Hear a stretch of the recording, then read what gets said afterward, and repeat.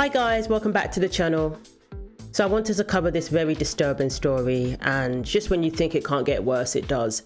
Now this is not the first time I've heard of people being allowed to compete in certain sporting events that aren't gender appropriate and are also not age appropriate.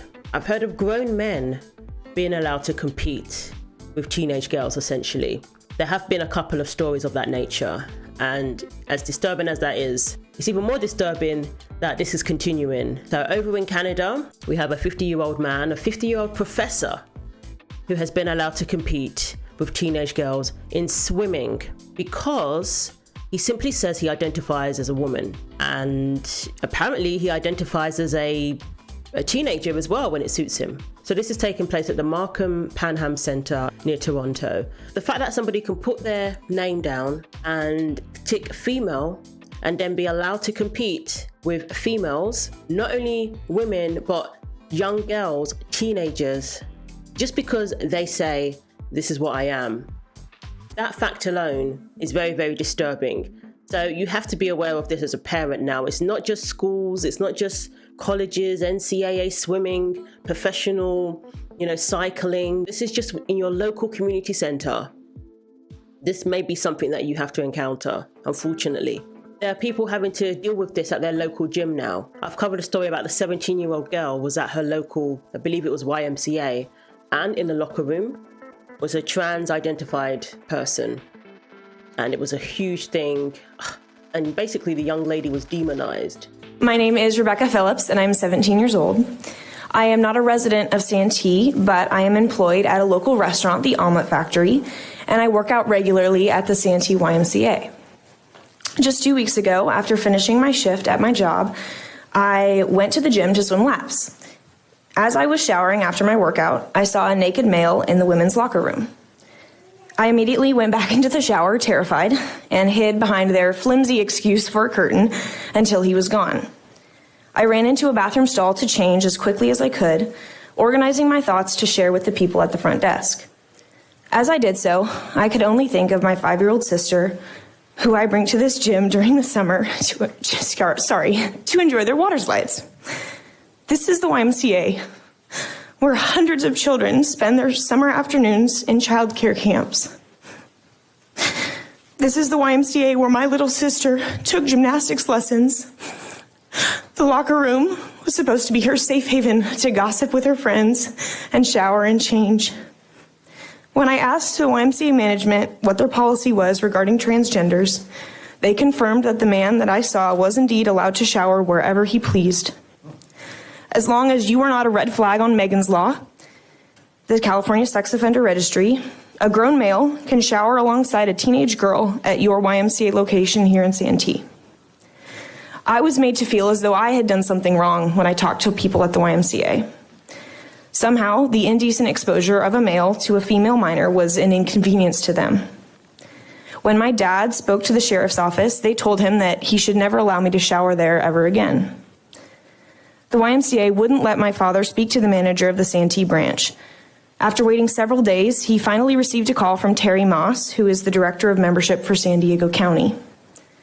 She informed my dad that I was not in any danger at the time of the incident, that I was safe. But I ask you this. I'm assuming all of you either have a wife, a sister, daughters, or granddaughters, or are a woman yourself. Could you knowingly send an underage girl into a room where there was a naked male and say that she was not in danger, that she was safe, or more importantly, that this was right? The fact that we are now tailoring our privacy policies and bathroom laws around transgenders, ignoring the blatant threat to safety that this poses, is obscene. The safety of children, girls, is on the chopping block. And this issue is not unique to one political party. Both Democrats and Republicans whom I have shared this story with have all been equally disgusted. So I implore you all to take action. With great privilege comes great responsibility.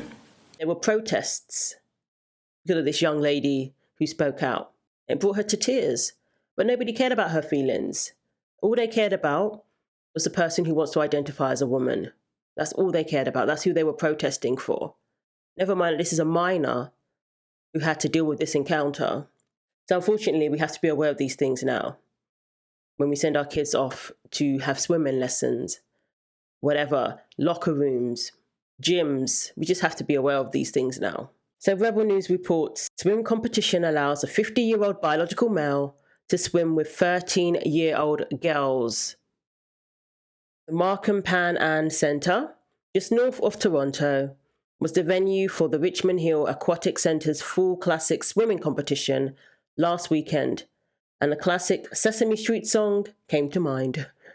One of these things is not like the others, one of these things does not belong. Rebel News became aware of this because there were concerned parents who contacted them.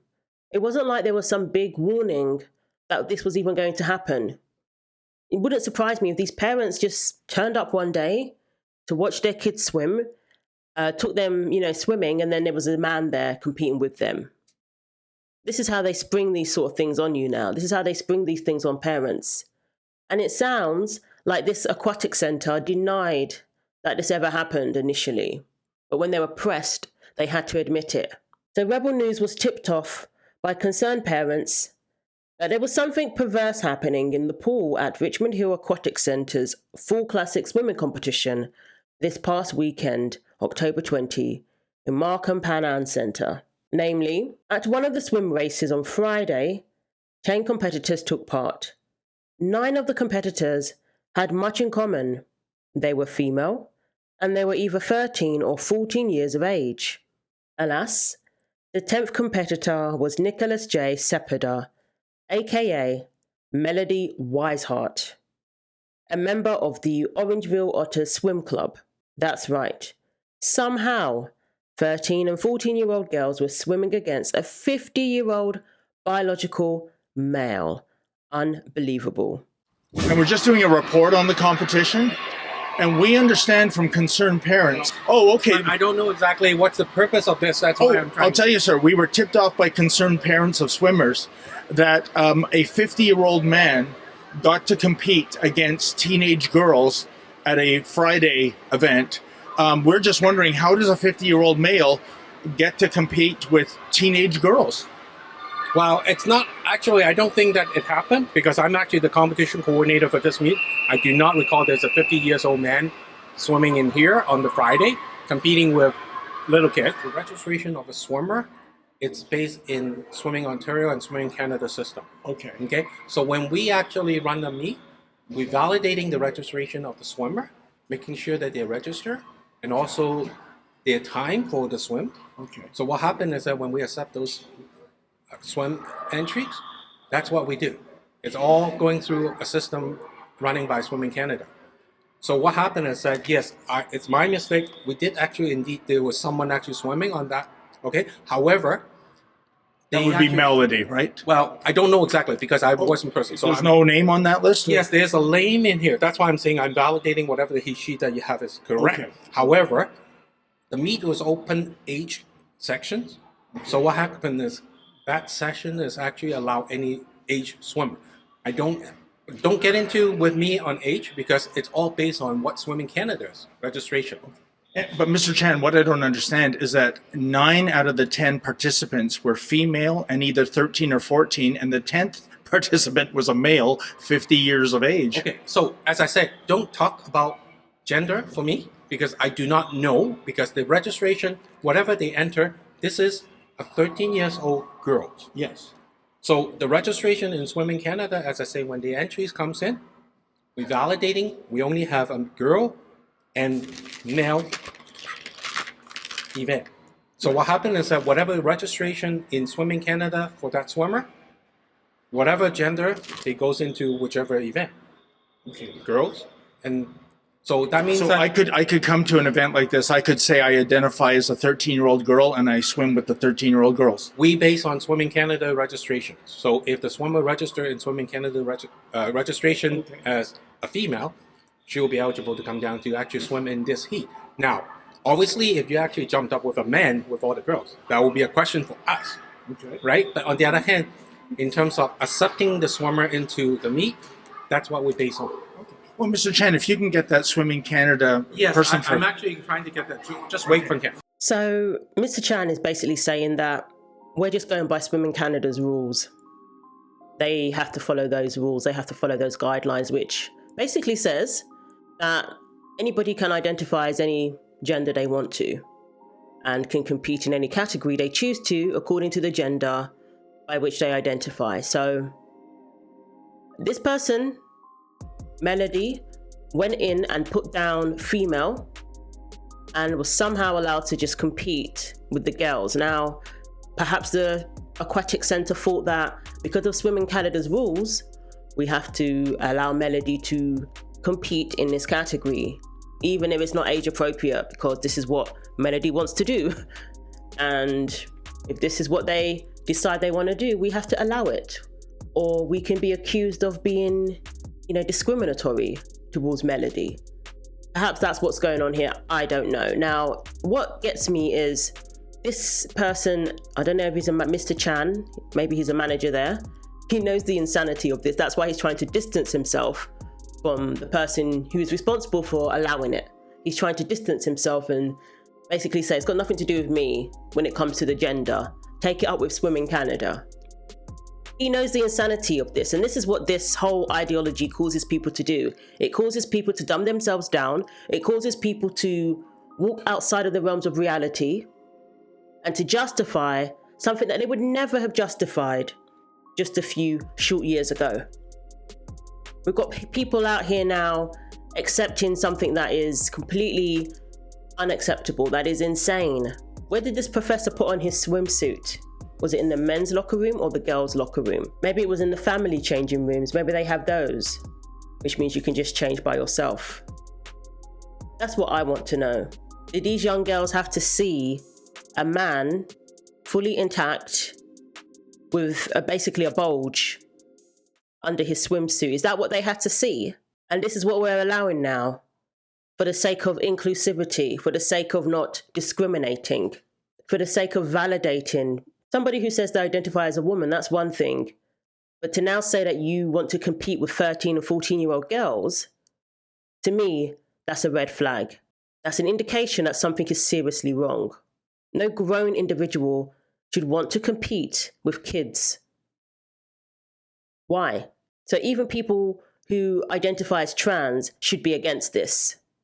So yes, they did deny it at first. What sort of cover-ups are going on in our local schools, in our local swimming pools, our local community centres, quietly allowing people to be where they shouldn't be because you don't want to be accused of being, discriminatory towards them?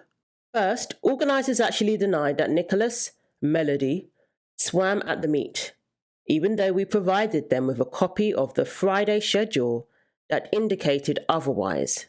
Eventually, the organisers relented and admitted that Nicholas Melody did take part, but they didn't want to get into a debate about gender and age because they don't want to face the reality of what they are allowing, of what they are part of. Even if you believe that somebody can identify as the opposite sex, even if you believe that, how can you justify allowing a 50-year-old to compete with kids?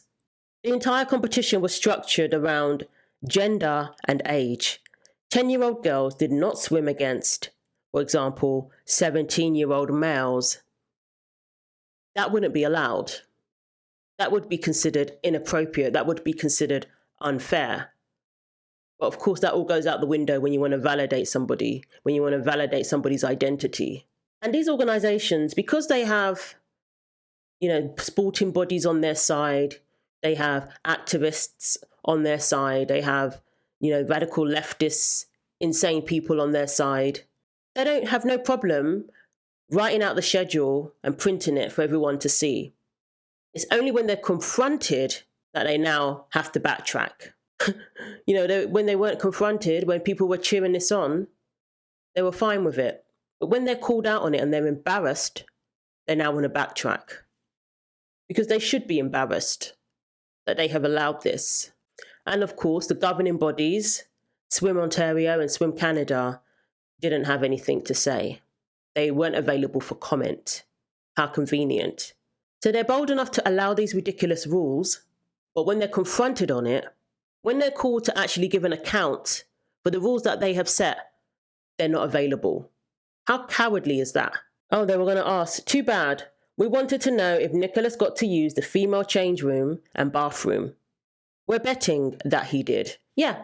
Where did Nicholas, Melody, get changed? If you're going to allow this, you're going to also have to think about the implications of allowing this. Young girls seeing things that they should not see, and they're coming to your facility and potentially being exposed to what they should not have to see in any sane society. So you're going to have to take responsibility for that when you allow these rules, but they don't want to. They want to get a pat on the back for being inclusive. They want to get a pat on the back for promoting woke ideology, for virtue signaling.